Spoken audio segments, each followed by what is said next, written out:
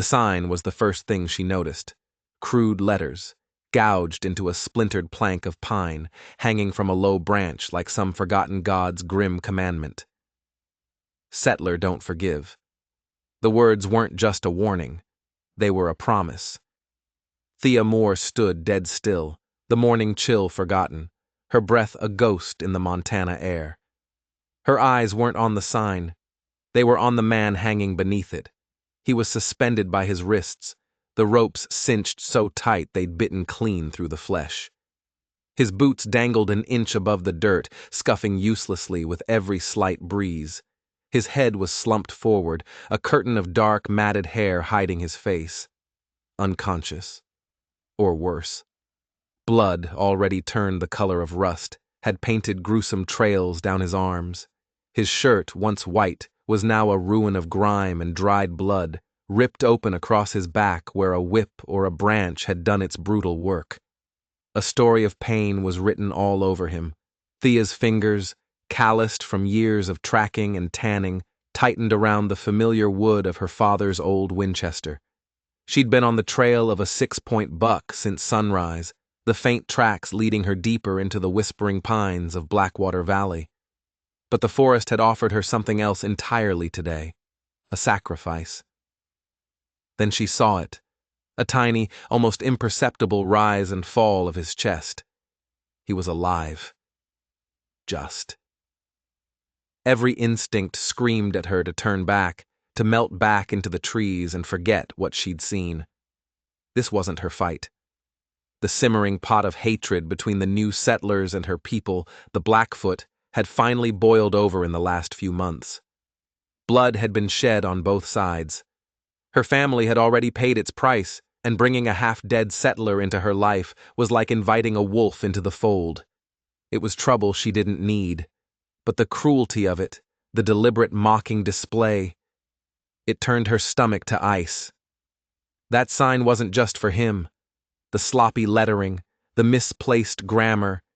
It was meant to be an insult, a clear message to anyone who didn't fit, anyone who was different. It was meant for people like her. "Damn it all to hell," she whispered, the words swallowed by the vast, indifferent wilderness. She slung the Winchester over her shoulder, her movements cautious, her eyes scanning the silent trees. No one. Not anymore. They had done their work and left. Up close, she saw he was younger than she'd first thought. Maybe 30. He had a strong jaw, now gone slack with agony, and a dusting of dark stubble. His hair was thick with dried blood near the temple where the first blow must have landed. He fit the description she'd heard in town. Leon Wallace, the rancher who'd caused a stir by refusing to join the new militia, the one who kept to himself, the one they called a coward. Her skinning knife was in her hand before the decision was even fully formed in her mind. One swift, upward slice against the taut rope, and he fell. He collapsed like a sack of grain, a dead weight she wasn't prepared for. She caught him in an awkward, stumbling embrace, his weight surprisingly solid for a man who looked half-starved. He smelled of sweat and fear and old blood. And something else, something sharp and metallic. Gunpowder. "Can you hear me?" she grunted, easing his dead weight to the forest floor. His eyelids fluttered, revealing eyes the color of a pale winter sky. They were unfocused, lost. "Who?"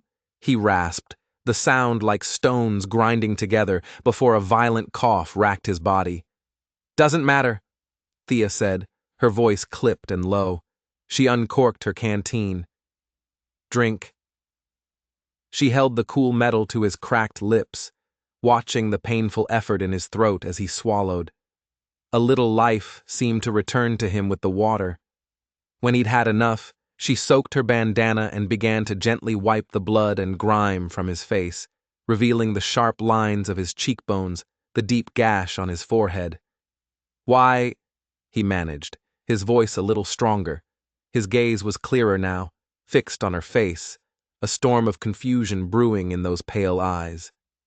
Thea glanced back up at the sign, still swinging in a lazy, mocking arc. "Because I'm not what they think I am," she said, her voice barely a whisper. "And I have a feeling you're not either." With a grunt, she hauled him to his feet, draping his arm over her shoulders and taking most of his weight. They stumbled towards her horse, a sturdy mare that watched their approach with patient, intelligent eyes. Every step was a fresh agony for him. She could feel the tremors of pain running through his body, but he didn't make a sound. The silence between them was a heavy blanket, thick with questions neither of them dared to ask. "My cabin's half a day's ride," she said, somehow managing to heave him up onto the mare's back. "Think you can hold on?" He gave a single, sharp nod. His jaw clenched so tight she was surprised his teeth didn't crack. Thea swung up behind him, her arm wrapping around his waist to keep him from toppling over. The closeness was unnerving, the heat of his body a stark contrast to the cold dread in her gut. "I'm Thea," she offered into the silence as they began to move, the horse picking its way carefully through the dense undergrowth. He was quiet for so long she thought he'd finally passed out.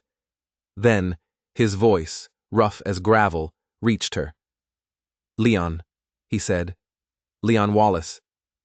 The sun was bleeding orange and purple across the horizon by the time they reached the small, secluded cabin tucked away in a grove of ancient pines.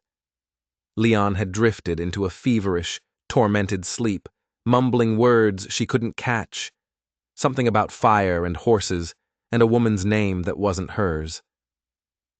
Thea guided the horse to a stop and carefully slid off, her muscles aching from the strain of holding him upright for hours. Getting him down was another ordeal, a clumsy dance of dead weight and exhaustion. She practically dragged him inside, easing him onto her narrow cot. His wrists were a mess, the rope burns raw and angry, weeping clear fluid. She cleaned them as gently as she could with boiled water and herbs, her movements precise and practiced. Then she wrapped them in strips of clean linen torn from an old shirt.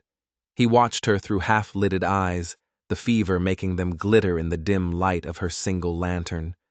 The confusion was still there, warring with the pain. "Why are you helping me?"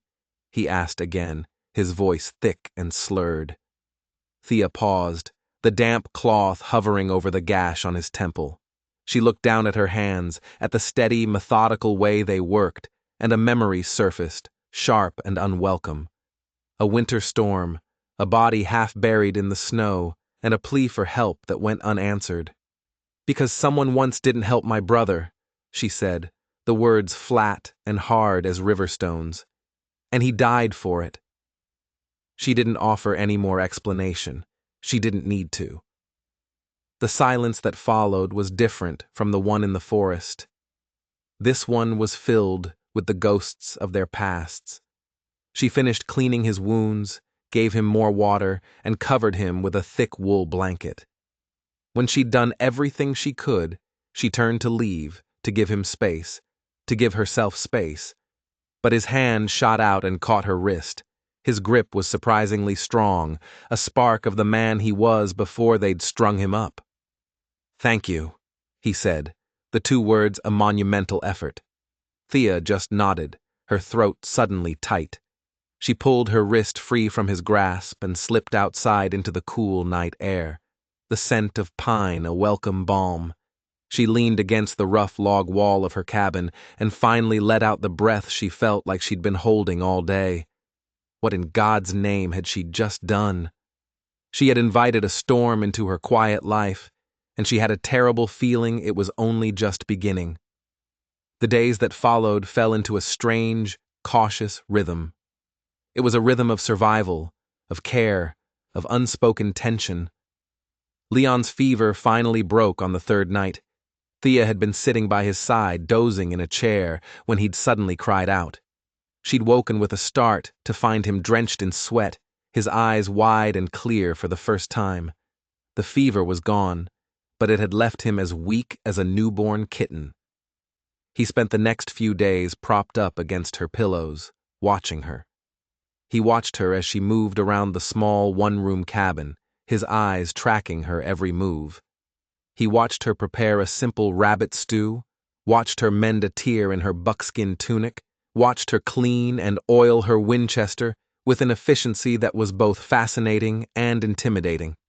The silence was still there, but it was changing. It was less of a wall and more of a space they were both learning to navigate. "You live out here all alone?" he asked one afternoon, his voice finally sounding stronger, more like the man he was supposed to be. "My people are nearby," she answered, without looking up from the arrow she was fletching. "I prefer the quiet." It was a half-truth. Her people were nearby, but she kept her distance. It was easier that way. "Your people," he began, then hesitated, his gaze more intense. He was really looking at her now, at the high cheekbones, the straight black hair she kept in a single braid, the dark eyes that missed nothing. "You're Blackfoot." It wasn't a question. She didn't grace it with an answer beyond a slight nod. "Half," she corrected, finally meeting his gaze. "My father was a trapper, from Ohio." A flicker of understanding, a sudden dawning of light crossed his face. It was like watching a puzzle piece click into place. "That's why you cut me down," he said, his voice quiet. "The sign. It wasn't just for me. It was for both of us," she finished for him, her voice flat. "In different ways." She stood up and ladled some of the steaming stew into a wooden bowl. "Eat. You need your strength." He took the bowl from her, their fingers brushing for a fraction of a second. A jolt, like static electricity, passed between them. It was unexpected, and they both pulled their hands back as if burned. He ate in silence for a few minutes, the only sound the scraping of the wooden spoon against the bowl. "The men who did this to me," he said finally, his eyes fixed on the stew as if the answers were swirling in the broth. "They were from town, a new militia. They call themselves the Protectors of Blackwater Valley." He let out a short, bitter laugh. "They didn't like that I hired a few of your people to help on my ranch. Said I was a sympathizer. They didn't like that I refused to join their patrols." Thea sat across from him on a small stool, her own bowl of stew forgotten on the floor beside her. A cold knot was tightening in her stomach. "They'll come looking for you," she said. "Yes." The single word hung in the air between them, heavy and suffocating. The smart thing, the safe thing, would be to send him on his way the second he was strong enough to ride. Put as much distance between herself and Leon Wallace as possible. Let him be someone else's problem. Instead, she heard herself say, "Then we'd better get you strong enough to face them." A new partnership was forged in that moment, an unspoken alliance against a common enemy. The days that followed were different. Leon regained his strength with surprising speed, a testament to the tough stock he came from. He started helping with the chores, ignoring her protests. He chopped firewood, his movements still stiff but growing more fluid each day. He helped her check her trap lines, his quiet presence a comfort in the vast, lonely wilderness. They still spoke very little, but the silence between them was no longer heavy. It was comfortable, easy, punctuated by the simple sounds of daily life. The rhythmic thud of the axe, splitting wood, the gentle bubbling of the pot over the fire, the soft nicker of her mare in the small corral outside. It was a fragile peace, and they both knew it couldn't last. One evening, Thea returned from hunting to find a strange scene.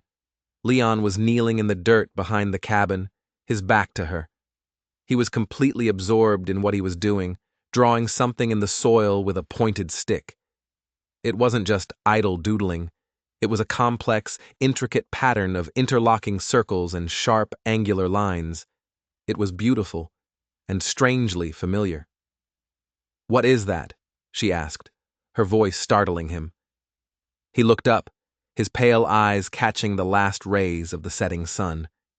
He didn't answer right away, just continued to trace the pattern with a focused intensity. "It's my family's mark," he said at last, his voice low and soft. "My mother, she taught it to me when I was a boy, said if I was ever scared I should draw it in the dirt. She said it would keep the nightmares away." Thea knelt beside him, her gaze drawn to the intricate design. It was unlike any settler marking she had ever seen. It spoke of a different culture, a different history. "Your mother wasn't from around here," she stated, her eyes still on the drawing. Leon's hand stilled. He let the stick drop to the ground. "No," he said, his voice barely a whisper. "She was Cheyenne." He finally looked at her, his eyes meeting hers with a challenge, daring her to judge him. "My father was a traitor. He saved her from a band of raiders. They married and moved here to start a new life." The revelation hit Thea with the force of a physical blow. It changed everything, and it changed nothing. "That's why they came for you," she breathed, the pieces falling into place with a sickening click. "It wasn't just because you hired my people. It was because you're like me. You're mixed blood." The words hung in the air, a truth that bound them together more tightly than any rope. Thea slowly reached out, her fingers hovering over the symbol he had drawn. Then, with a newfound resolve, she pressed her own fingers into the soft earth beside his mark, drawing a swift, sure pattern of her own. A simple shape with elegant, curving lines. "My mother called this the river bird," she said, her voice soft. "It flies between two worlds. It belongs to neither, but it survives." Leon watched her, his expression unreadable. "Is that how you see yourself?" he asked. "A survivor?" "It's the only way I know how to be," she answered simply. That night, the wind howled outside the small cabin, rattling the shutters as if a restless spirit was trying to get in. The fire crackled in the hearth, casting long, dancing shadows on the walls. In the flickering firelight, Leon told her everything. He told her how the town of Blackwater had changed in the last year, ever since the new marshal, a man named Ellis, had arrived. He described how Ellis had stoked the embers of fear and resentment into a raging fire of hatred, turning neighbor against neighbor.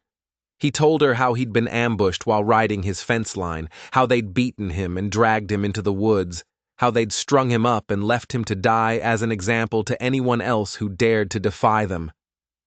"They're planning something," he said, his voice a low, grim murmur. "Something bigger than just scaring off a few ranchers who won't fall in line." Thea's hands, which had been mending one of his torn shirts, stilled. A chill that had nothing to do with the wind outside crept down her spine. "My cousin," she said slowly. "He saw armed men near our tribe's wintering grounds last week. A lot of them. 20, maybe more." Leon's jaw tightened into a hard line. "We have to warn them." Thea looked at him, a single eyebrow raised in question. "We?" He met her gaze without flinching. "I owe you my life, Thea," he said, his voice filled with a conviction she hadn't heard before. "And I'm tired of standing by while men like Ellis decide who gets to live and who gets to die based on the blood in their veins." The word hung between them. We. It was a small word, but it was powerful. It was a promise. It was a bridge across a divide that neither of them had ever expected to cross. They were no longer just a woman and a man. They were something more. They were allies. The first sign of trouble was a single boot print. It was outside the cabin, half hidden in the damp earth near the woodpile. It wasn't hers, and it wasn't Leon's. It was a military-issue boot, the tread deep and sharp. It was fresh. Leon found it while he was chopping wood for the evening fire. He didn't say a word, just gave a low, sharp whistle that brought Thea to his side in an instant. "Someone's been watching us," he said, his voice a low growl. His eyes weren't on the boot print. They were scanning the dense, silent tree line that surrounded the cabin. Thea nodded, her own eyes sweeping the woods. Her hand moved instinctively to the hilt of the knife she always wore at her belt. A cold dread settled in her stomach. Their fragile peace was over. "We leave tonight," she said, her voice grim. They moved with a desperate, silent efficiency. There was no wasted motion, no discussion. They both knew what needed to be done. They packed light, dried meat, a little flour, ammunition, and a few medical supplies. Only what they could carry on horseback. As the last sliver of the sun disappeared behind the jagged peaks of the mountains, they mounted up. Thea on her mare, and Leon on a spirited gelding she had been training. They rode north, towards her people's camp, keeping to the deep shadows of the pines, moving like ghosts through the twilight. The rider appeared as if from nowhere. One moment, the ridge above them was empty. The next, he was there, a dark silhouette against the moonlit sky. His uniform was dark, gleaming dully in the pale light. A cavalry lieutenant. The rifle he held resting across his saddle looked casual, almost lazy, but Thea knew it was a lie. "Evening, folks," he called down to them, his voice deceptively pleasant, but his eyes, even from a distance, were as hard and cold as chips of granite. "A bit late for a ride, isn't it?" Thea felt Leon tense beside her. She saw his hand drift slowly, almost imperceptibly, towards the pistol tucked into his belt. "Just heading to visit family," she answered, forcing her voice to remain steady and calm. The lieutenant's lips twisted into a thin, humorless smile. "Is that so?" he said, reaching into his jacket. He pulled out a folded piece of paper. "Funny coincidence. I'm looking for a man, about his size." He gestured vaguely towards Leon with the paper. "An escaped prisoner, and the native woman who's helping him." With a flick of his wrist, he unfolded the paper. Even in the dim light, they could see the crude charcoal sketch of Leon's face. "There's a reward for information," the lieutenant added, his voice like silk. "Dead or alive." Leon's voice was ice when he spoke. "We haven't seen anyone matching that description." "No?" The lieutenant's gaze shifted, his cold eyes locking onto Thea. "Miss Moore, isn't it? Thea Moore?" The sound of her own name from this man's lips made her blood run cold. "Your cousin, Ted Harmon, was very helpful when we paid a visit to your people's camp yesterday. Very helpful indeed. He told us exactly where we could find you." A shard of ice pierced Thea's stomach. Ted. Her own blood. "What have you done?" she whispered, her voice trembling with a sudden, terrible rage. "Nothing. Yet," the lieutenant said, his smile widening into a predatory grin. "But Marshal Ellis has some questions for your people. Questions about stolen cattle and some missing army supplies. They're being accommodated in town until those questions are answered to his satisfaction." Leon nudged his horse forward, deliberately placing himself between Thea and the man on the ridge. "We both know this isn't about cattle," he said, his voice low and dangerous. "No," the lieutenant agreed, his smile never wavering. "It's about order. It's about who belongs in this valley and who doesn't." His eyes hardened, the pleasant facade dropping away completely.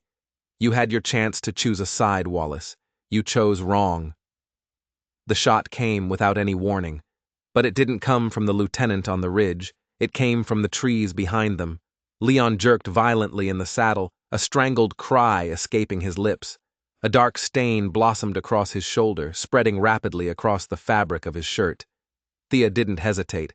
She didn't have time to think. She reacted on pure, raw instinct. In one fluid motion, she drew her Winchester from its scabbard and fired towards the muzzle flash in the darkness. The lieutenant on the ridge raised his own rifle, but Leon's horse, spooked by the gunshot, reared up, screaming in terror. The sudden movement threw off the lieutenant's aim. His shot went wild, whistling harmlessly over their heads. Thea fired again, a second shot echoing through the silent woods.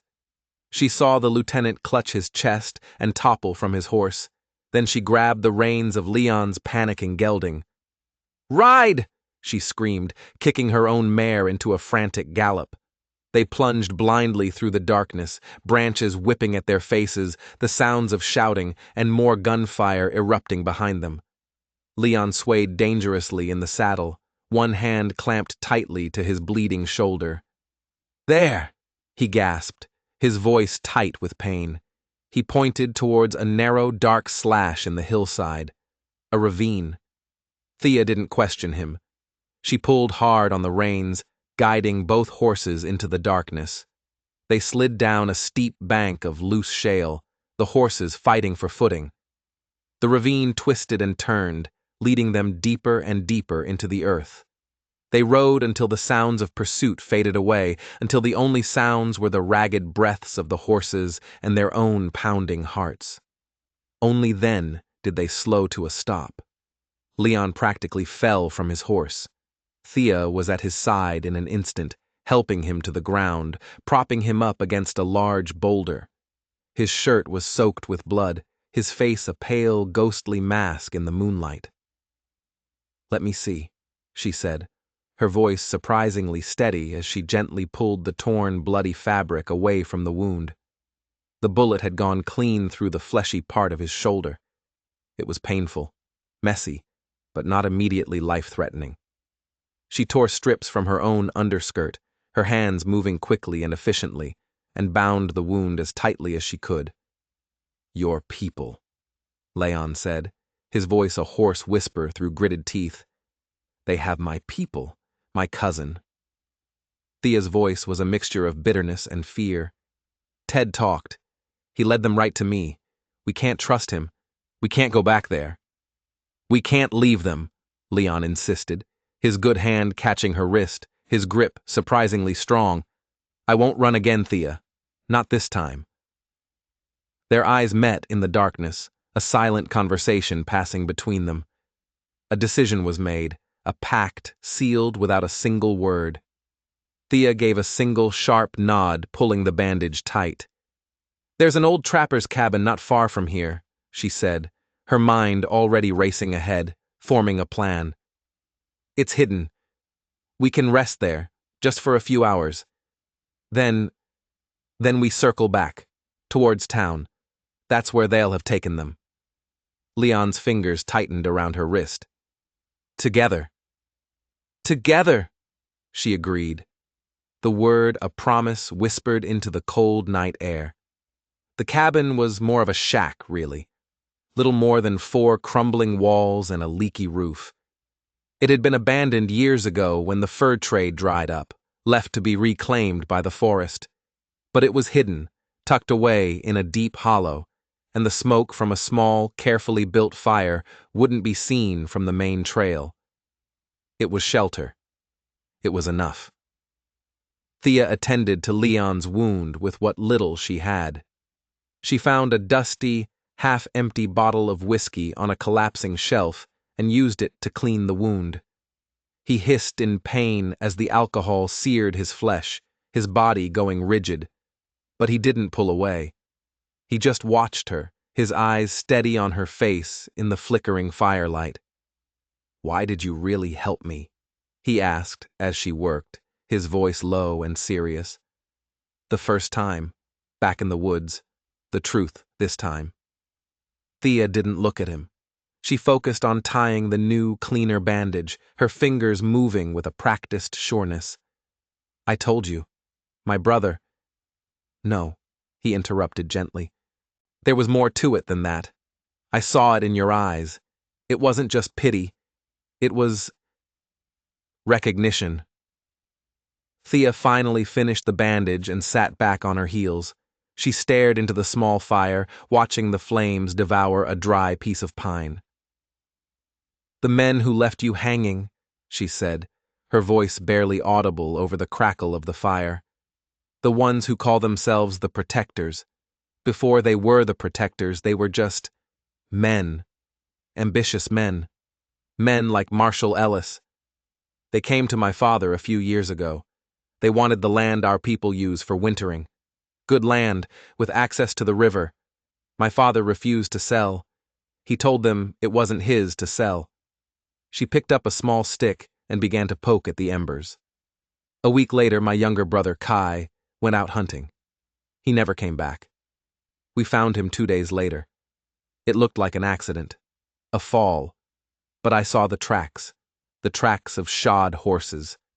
They were too far from town for it to be a coincidence, but there was no proof. No one would listen to a half-breed girl. She finally looked at him, her dark eyes glittering with unshed tears and a cold, hard anger.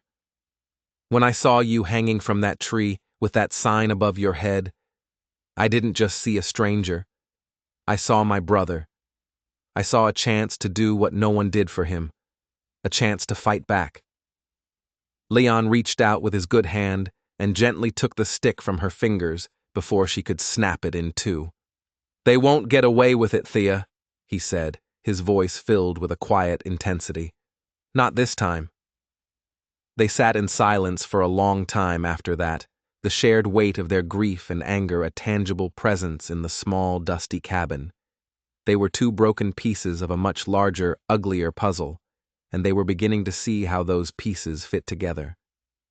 Just before dawn, as the first pale light began to filter through the cracks in the cabin walls, Thea heard something, a faint sound, almost imperceptible, the snap of a twig.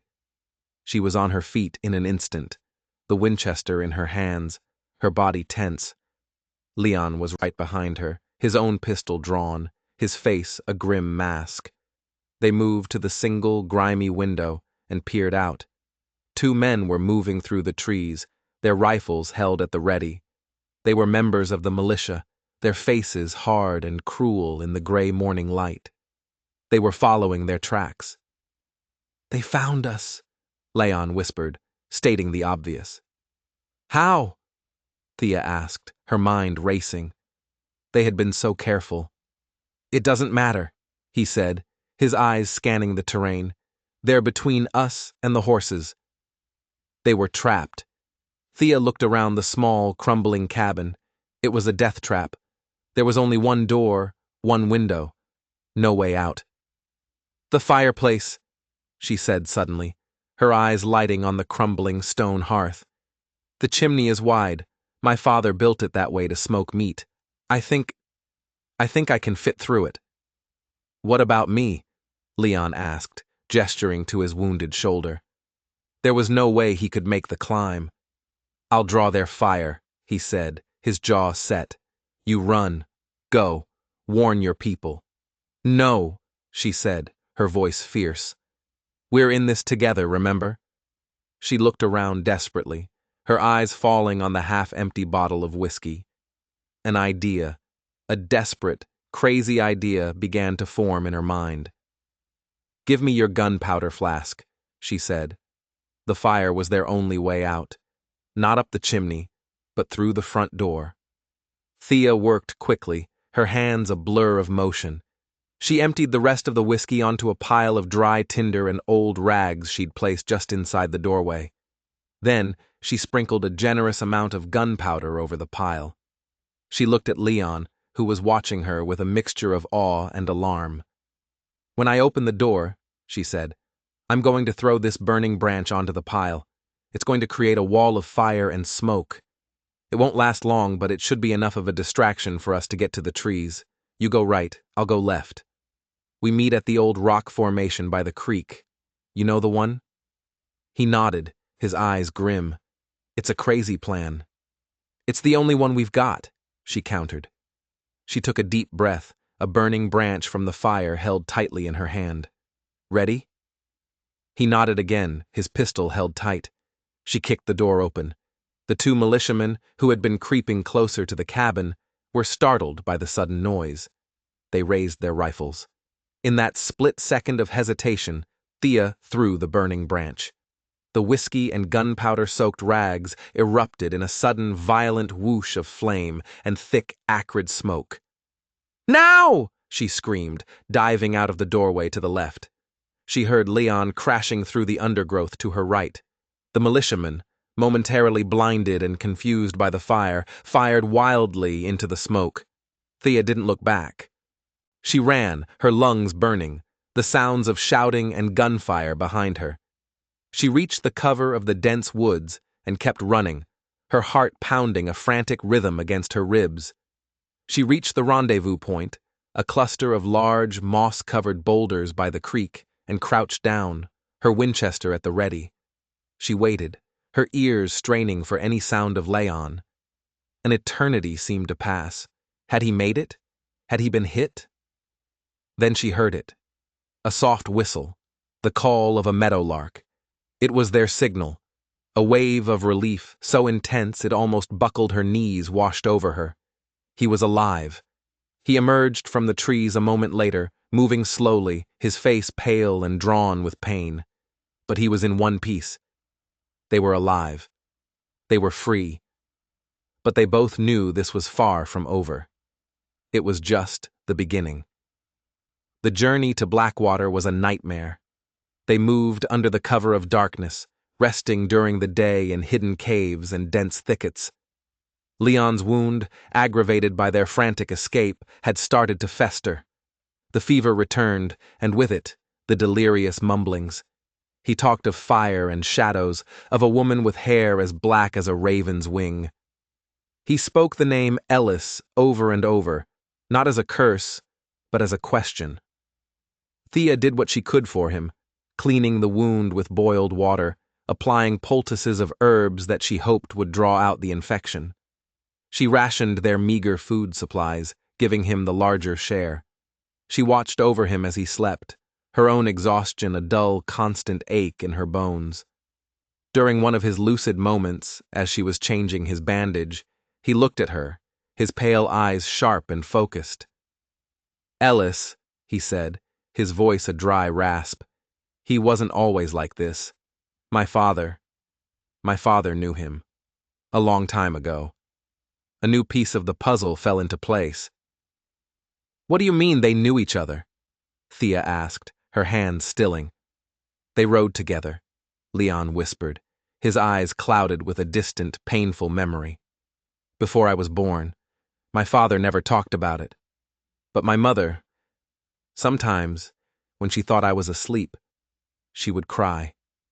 She would whisper his name. Ellis." The unspoken truth hung in the air between them. The raiders who had attacked his mother's village. His father hadn't just saved her, he had been one of them, and so, it seemed, had Marshall Ellis. This wasn't just about land or racial purity, this was personal. Ellis was cleaning house. He was burying his past, one body at a time. As they drew closer to town, the signs of Ellis's tyranny were everywhere. They saw burnt-out homesteads, their owners either dead or fled. They passed a patrol of his protectors, their faces hard and arrogant, their rifles held with an easy familiarity that spoke of a newfound power. They looked less like a militia and more like a private army. They skirted the town itself, hiding in the hills that overlooked the valley. From their vantage point, they could see what Ellis had done. Blackwater was no longer a sleepy frontier town. It was an armed camp. Guards patrolled the streets. The windows of the sheriff's office were boarded up, and a large group of people, Thea's people, were being held in a makeshift stockade in the center of town, right next to the gallows. "He's not even trying to hide it," Thea breathed, a cold fury rising within her. "He's making a statement." "He wants to draw us out," Leon said, his voice grim. "He knows we'll come for them." They watched as the sun began to set, painting the sky in bloody strokes of red and orange. A plan began to form in Thea's mind, a desperate, dangerous gamble. "There's an old abandoned silver mine in these hills," she said, her eyes fixed on the town below. "The tunnels run for miles. Some of them go right under the town. My brother and we used to play in them when we were kids." Leon looked at her, understanding dawning in his eyes. "You think we can use them to get into town? To get to the prisoners?" "I think it's our only chance," she said.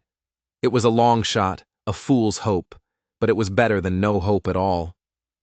They found the entrance to the mine just after midnight, a dark, gaping maw in the side of the mountain, half hidden by a curtain of overgrown vines.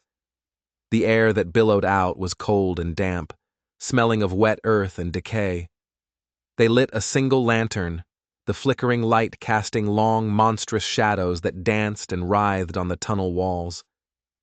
Thea led the way, her memory of the tunnels surprisingly clear despite the years that had passed. They navigated a labyrinth of dark, narrow passages, the silence broken only by the drip of water and the scuttling of unseen creatures. After what felt like hours, she found what she was looking for. A side tunnel, smaller than the others, with a faint draft of fresher air. "This is it," she whispered. "This one leads to a cellar. The one under the old trading post. It's right across from the sheriff's office." They moved down the narrow tunnel, their hope growing with every step. But as they rounded a final bend, they saw it. The tunnel was blocked. A recent cave-in had filled the passage with a solid wall of rock and earth. A dead end. Despair, cold and bitter, washed over Thea. They were so close. "There's another way," Leon said, his voice quiet but firm. He pointed to a series of rotting wooden support beams. "If we can clear some of this rock, we can get through." It was back-breaking work. They used their bare hands and Leon's knife to dig at the loose rock and dirt, their muscles screaming in protest. Hours passed. Their hands were raw and bleeding, but slowly, painstakingly, they cleared a small opening, just big enough to squeeze through. They emerged into a small, dark cellar, the air thick with the smell of dust and rotting potatoes. They could hear the muffled sounds of voices and footsteps from the street above. They had made it.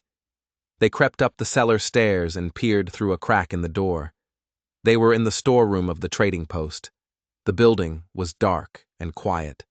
The owner, a man sympathetic to the natives, must have been one of Ellis's first targets. They slipped out into the main part of the store and looked out the front window. The street was bathed in the cold, pale light of the moon. They could see the stockade clearly. They could see the guards, and they could see Thea's people, huddled together for warmth, their faces etched with fear and despair. Among them, she saw her cousin, Ted. His face was bruised and swollen. He looked broken. A flicker of something, pity, maybe, stirred in her heart, but she quickly snuffed it out. He had made his choice. A new group of riders entered the town, their horses kicking up dust in the moonlight. At their head was Marshal Ellis. He dismounted and strode towards the stockade, his face a mask of cold satisfaction. He was holding a torch. "He's going to burn them," Leon breathed, his voice a horrified whisper. "He's going to burn them all alive." But Ellis didn't go to the stockade. Instead, he walked over to the trading post, to their building. He held the torch up to the dry wooden walls. A small flame licked at the wood, then grew, spreading with a terrifying speed. "He knew," Thea whispered, her blood turning to ice. "He knew we were coming. He trapped us." The fire was spreading fast, the smoke already filling the small store, choking them. They were trapped between a madman and a roaring inferno. Thea looked at Leon, his face illuminated by the flickering, hellish light of the flames. This was it. This was where they were going to die. But Leon wasn't looking at the fire. He was looking at the floor, specifically at a large circular trapdoor behind the main counter, a trapdoor Thea hadn't noticed. He ran to it and heaved. With a groan of rusted metal, the door opened, revealing another set of dark, narrow stairs leading down. "The tunnels," he said, a grim smile on his face. "It seems this old trading post has more than one secret entrance." The fire was roaring now, the heat intense. They scrambled down the stairs, plunging back into the cold, damp darkness of the earth, the sounds of the fire and Ellis's mad laughter echoing behind them. They hadn't escaped. They had just bought themselves a little more time. The tunnel they had found was not one Thea recognized. It was older, narrower, the walls shored up with crumbling bricks instead of wooden beams. It led them deeper under the town, away from the fire. They stumbled through the darkness, their only light the small, sputtering flame of their lantern. The air grew stale, heavy. "Where does this go?" Thea asked, her voice echoing strangely in the confined space. I think this was part of the original town," Leon said, running his hand along the damp brick wall. "A storm drain, maybe, before the mines were even dug." They came to a junction, a small circular chamber where 3 tunnels converged. In the center of the chamber was a heavy iron grate set into the floor. Leon knelt and peered through it. "It's the well," he whispered, his voice filled with a sudden, dawning excitement. "The town well. It's right in the middle of the square, right next to the stockade." A new plan, even more audacious than the last, began to form. They could use the well to get to the prisoners. But how? The grate was heavy, rusted shut, and even if they could open it, they would be completely exposed. As they debated their next move, they heard a sound from one of the adjoining tunnels, the sound of footsteps and voices. Ellis's men. They were searching the tunnels. They doused the lantern, plunging themselves into absolute darkness. They pressed themselves against the cold, wet wall of the chamber, holding their breath, their hearts pounding a frantic tattoo against their ribs. The footsteps grew closer. A sliver of light appeared, cutting through the darkness. 2 of Ellis's men, holding lanterns high, entered the chamber. "See anything?" one of them asked, his voice rough. "Nothin'," the other one replied. "Just rats and spiders. I tell you, they ain't down here. They burned up in that fire. The marshal wants every tunnel checked. You know the orders." They stood in the center of the chamber, their lantern light swinging lazily, illuminating the space in eerie, shifting patterns. The light washed over the grate in the floor, and Thea saw something she hadn't seen before, a symbol, carved into the iron of the grate, a complex pattern of interlocking circles and sharp angular lines, Leon's family mark, the Cheyenne symbol. What was it doing here, in the heart of a settler town? Before she could even process this new mystery, one of the men spoke again. "What's this?" he asked, nudging the grate with the toe of his boot. "Looks old." He knelt down, tracing the symbol with his finger. "Hey, I've seen this before. The marshal, he has this same mark tattooed on his arm." The other man grunted. "Forget it. Let's keep moving. This place gives me the creeps." They moved on, their light and voices fading down the adjoining tunnel. Thea and Leon waited until the silence was absolute before they dared to breathe again. "The mark," Thea whispered, her mind reeling. "It's Ellis's mark." "No," Leon corrected her, his voice grim. "It's my mother's. And if it's here—" He knelt by the grate, his fingers tracing the familiar lines. He found a small, almost invisible notch along the edge. He pressed it. With a soft click, a section of the grate swung upwards, revealing a dark, narrow opening. It wasn't just a well. It was an escape tunnel. An escape tunnel built by the Cheyenne people who had lived in this valley long before the settlers arrived. An escape tunnel that Marshal Ellis, the man who wanted to wipe every last trace of native blood from this land, knew about, and was using for his own dark purposes. The revelation was staggering. Ellis wasn't just a hater, he was a hypocrite, a fraud, a man using a fabricated war to hide his own secrets. "He's not just holding them in the stockade," Leon said, his voice a low, dangerous growl. "He's moving them. He's using the tunnels to take them somewhere else, to the old mine." It all made sense now. The mine was secluded. No one would hear the gunshots. No one would find the bodies. He was planning a massacre. The fire at the trading post wasn't just a trap for them. It was a distraction for the rest of the town. While everyone was watching the fire, Ellis was emptying the stockade, moving his prisoners through the secret tunnels, leading them to their deaths. They had to stop him. They climbed down through the grate into the narrow, claustrophobic passage below. The air was thick, foul. They moved as quickly as they could, following the tunnel as it sloped downwards, deeper into the earth. Soon, they could hear the sounds of shuffling feet and low, fearful murmurs. They were catching up. They rounded a bend and saw them. A long, sad procession of Thea's people, their hands bound, being herded through the tunnel by a half-dozen of Ellis's men. At the head of the procession was Marshal Ellis himself, a lantern held high, his face a mask of triumphant cruelty. At the rear was his deputy, a brute of a man named Benson, prodding the prisoners along with the butt of his rifle. They were trapped between them. There was nowhere to run. Thea raised her Winchester, the cold metal a familiar comfort in her hands. She had a clear shot at Ellis. She could end this right now. One bullet. Her finger tightened on the trigger, but Leon's hand on her arm stopped her. He shook his head, his eyes wide with urgency.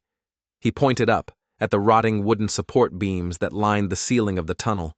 The beams were ancient, barely holding back the tons of rock and earth above them.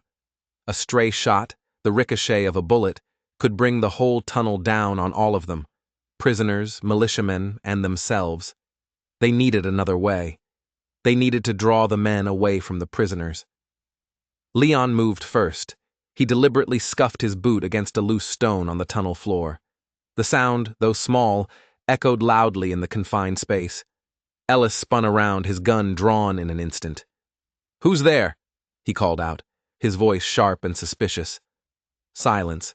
He nodded to Benson. "Go check it out." Benson moved cautiously back down the tunnel, his lantern held high, its light swinging back and forth, painting the walls with dancing shadows. "Probably just rats," he grumbled. "Check it," Ellis ordered, his attention returning to the prisoners. Benson continued down the tunnel, peering into the darkness ahead. As he rounded the bend where Thea and Leon were hiding, Leon struck. It was one swift, brutal blow with the butt of his pistol. Benson went down without a sound, a crumpled heap on the tunnel floor. His lantern fell, the glass shattering, plunging their end of the tunnel into darkness. "Benson?" Ellis called out, his voice laced with suspicion. That was Thea's cue. She moved, slipping into a narrow side passage that she remembered from her childhood explorations, a passage she knew would bring her out ahead of Ellis and the prisoners. It was a tight squeeze, but she made it. She emerged back into the main tunnel, now behind a large chamber where a second, partially collapsed entrance led to the surface. From her new position, she could see Ellis. His back was to her. He was facing the darkness of the tunnel where Benson had disappeared, his gun drawn. The prisoners watched him, their eyes wide with fear, reflecting the light from his remaining lantern. "I know you're in there," Ellis called out, cocking his pistol. "Show yourselves, or I start shooting hostages." That's when Leon's voice came from the darkness behind Ellis, calm and steady. "It's over, Ellis. Let them go. The town knows what you're doing. They're coming for you." Ellis let out a harsh, barking laugh that echoed unnervingly in the chamber. "Nice try, Wallace, but the town's a little busy right now, with that fire you started." He moved to the nearest prisoner, an elderly man with a kind, wrinkled face, and pressed the barrel of his gun to the man's temple. "Now, I'm going to say this one last time. Come out, or his blood is on your hands." Thea stepped out from behind the rocks, her Winchester raised and aimed squarely at Ellis's back. "Drop it," she said, her voice as cold and hard as steel. Ellis spun around, firing instinctively. The bullet slammed into the rock wall near Thea's head, stinging her cheek with sharp fragments of stone. She ducked, returning fire, but her shot went wide as Ellis dove for cover behind a stack of old, rotting crates. "The half-breed girl," Ellis called out, his voice a mocking sneer. "I should have known. Two mongrels sticking together." Leon appeared at the other end of the chamber, his pistol aimed at Ellis's position. "It's 2 against 1, Marshal," he said. "Give it up." "Is it?" Ellis laughed again, a high, unhinged sound that bordered on madness. "Benson, get in here!"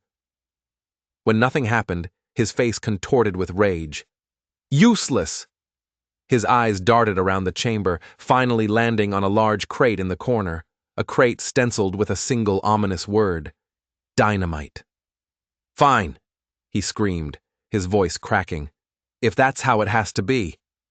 He lunged for the crate, kicking the lid open. He struck a match against the sole of his boot. Thea fired. The shot was deafening in the enclosed space.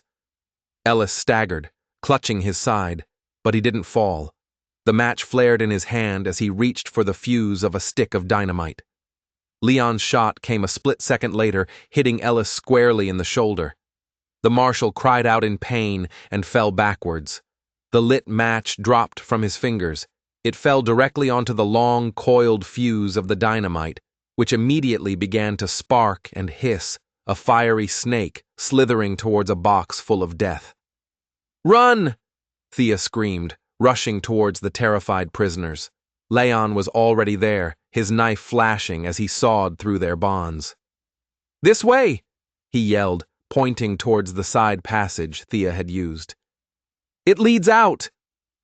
They moved as one, a desperate, stumbling herd, scrambling into the narrow passage as the fuse burned with terrifying speed behind them. The tunnel seemed to stretch on forever. The air grew thin, choked with dust. Behind them, they heard Ellis's final, defiant curse, followed by the deep, rumbling roar of the first explosion. The ground shook violently beneath their feet. Dust and small rocks rained down from the ceiling as the tunnel began to collapse. Thea pushed the last of her people ahead of her, turning to see Leon still behind, helping the old man who had fallen. "Go!" Leon shouted, waving her forward.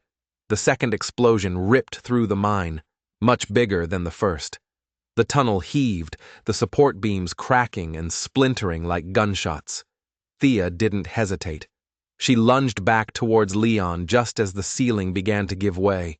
She grabbed his arm, pulling with all her strength as rocks and dirt crashed down around them. Together, they half carried, half dragged the old man forward, running blindly as the mine collapsed in on itself behind them.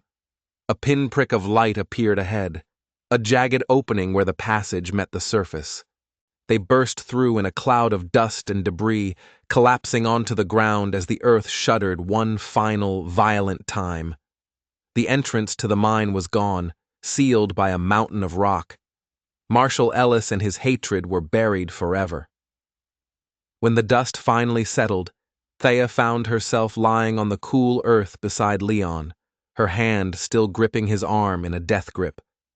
Blood trickled from a cut on his forehead, but his pale eyes were open, and they were fixed on hers in the soft light of the new dawn. "You came back for me," he said, his voice rough with dust and emotion. Thea's hand moved to his face, her thumb gently brushing away the dirt and blood. "Always," she promised, the word a simple, profound vow. A vow neither of them had ever expected to make, but one they both knew with absolute certainty they would keep. Months passed. The seasons turned, the harshness of summer mellowing into the crisp golden days of fall, which in turn gave way to the first quiet whispers of winter. High on a remote plateau, where the mountains scraped against the endless blue sky, a new cabin stood among the ancient pines. It was larger than Thea's old place, built with sturdy, fresh-cut logs and a solid stone chimney that puffed a steady stream of welcoming smoke into the cold air. Inside, Thea sat by a roaring fire, her fingers skillfully sewing a small shirt, impossibly tiny, for the child that would arrive with the spring thaw. Leon moved about the kitchen, the rich, comforting scent of fresh coffee and baking bread filling the warm, peaceful space. The wound in his shoulder had healed, leaving behind a puckered scar, another story etched into his skin, a match for the many others they both carried, inside and out. They had found a sort of peace here, far from the ghosts and the bitter memories of Blackwater Valley. They weren't alone. Some of Thea's people, disillusioned with the old ways and the new, had joined them, forming a small, thriving settlement along the riverbank. A few of the settlers from town, the ones who had been imprisoned by Ellis for daring to speak out against him, had come as well. It was a strange, patchwork community, built on a foundation of shared survival and a mutual desire for something better. Her cousin, Ted Harmon, visited often, a quiet, changed man, bringing news and supplies from the world below. The town of Blackwater was slowly healing. The trading post had been rebuilt. A new marshal, a sensible widow named Collins with a reputation for unshakable fairness, had restored order. The mine had been permanently sealed, a final silent tombstone for the men who had been consumed by their own hate. Leon came and sat beside Thea, his large, warm hand finding hers, their fingers lacing together as naturally as breathing. They sat in silence for a long time, just watching the flames dance and sway in the hearth. Outside, the first snowflakes of the season began to fall, soft and silent, blanketing the world in a pristine, hopeful white. "Do you ever regret it?" he asked, his voice a low, quiet murmur in the stillness of the room. "Saving me that day?" Thea looked up from her sewing, her eyes tracing the familiar, beloved lines of his face. She thought of the man she had found hanging from that tree, a stranger on the brink of death. She thought of the long, hard road they had traveled together, the fear, the pain, the impossible odds they had overcome. She thought of the life they were building here, in this quiet, peaceful corner of the world, and she thought of the new life growing inside her, a symbol of a future neither of them had ever dared to dream of. "Never," she said, her voice soft but sure. "And you?" Leon's fingers tightened around hers. A slow, gentle smile spread across his face. "Only that I didn't find you sooner." She leaned against him then, her head resting on his strong shoulder, the tiny unfinished shirt resting in her lap. They sat like that for a long time, in a comfortable, easy silence, as the darkness gathered outside and the fire burned low. Two souls who had never quite belonged anywhere had finally found their home. Not in a place on a map, but in each other. If this story touched your heart, if it reminded you that even in the darkest of times, courage and love can bloom like wildflowers after a fire, then you've found your tribe. Subscribe to Frontier Heart Tales for more stories of quiet bravery, impossible choices, and a love that refuses to be bound by the lines others draw in the dirt. We'll take you to a world where the land is untamed and the heart is even wilder. Subscribe now and never miss a story of how the West was truly won, not with guns, but with courage.